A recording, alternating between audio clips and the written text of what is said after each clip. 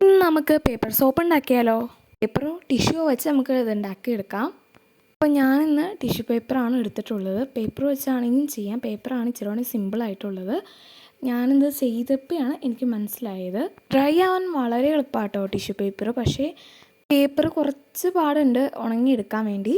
പിന്നെ പേപ്പർ പെട്ടെന്ന് നമ്മുടെ കയ്യിൽ നിന്നൊന്നും വിട്ടുപോകില്ല. ഇത് പെട്ടെന്ന് കീറിപ്പോരും ഡ്രൈ ആയി കഴിഞ്ഞില്ലെങ്കിൽ. അപ്പോൾ എനിക്ക് പണി കിട്ടിയത് എന്താണെന്ന് പറഞ്ഞാൽ കുറച്ച് അധികം പണി കിട്ടിയായിരുന്നു. ലാസ്റ്റ് ഞാൻ കുറച്ച് പീസാണ് ഇതിനകത്തുനിന്ന് കട്ട് ചെയ്തെടുത്തതാണ്. ടിഷ്യൂ പേപ്പർ എടുത്തിട്ട് അതിനകത്ത് ഫുള്ള് ലോഷൻ ഡിപ്പ് ചെയ്ത് വെക്കാം. എന്നിട്ട് അതൊന്ന് ഡ്രൈ ആവണം. ഫുള്ളായിട്ട് ഡ്രൈ ആയതിനു ശേഷം ഇഷ്ടമുള്ള ഷേപ്പിൽ കട്ട് ചെയ്തെടുക്കാം. എന്നിട്ട് പിന്നെ സൂക്ഷിക്കാൻ വേണ്ടി എന്തെങ്കിലും ടിന്നോ അല്ലെങ്കിൽ ഇതുപോലെയാണ് ഉണ്ടാക്കി വെക്കുക കേട്ടോ. വളരെ സിമ്പിളാട്ടോ ഇതുണ്ടാക്കിയെടുക്കാൻ തന്നെ. ഉണ്ടാക്കാൻ സിമ്പിളാണെങ്കിലും പക്ഷേ കുറച്ച് ടൈം പിടിക്കും. ഇത് ഡ്രൈ ആയി കിട്ടാൻ വേണ്ടി മാത്രമാണ്. ഞാനെന്താ ഈ പേന കാണിക്കുന്നതെന്ന് പറഞ്ഞാൽ 2 ദിവസം മുന്നേ എനിക്ക് സ്കൂളിൽ നിന്ന് കിട്ടിയതാണ് ഒരു ക്വിസ് പ്രോഗ്രാമിന് വേണ്ടി. അപ്പോൾ നമ്മുടെ സാധനം ഒന്ന് വർക്കൗട്ട് ചെയ്ത് നോക്കിയാലോ? അത് വർക്കൗട്ട് ആകുമെന്ന് നമുക്ക് നോക്കണ്ടേ.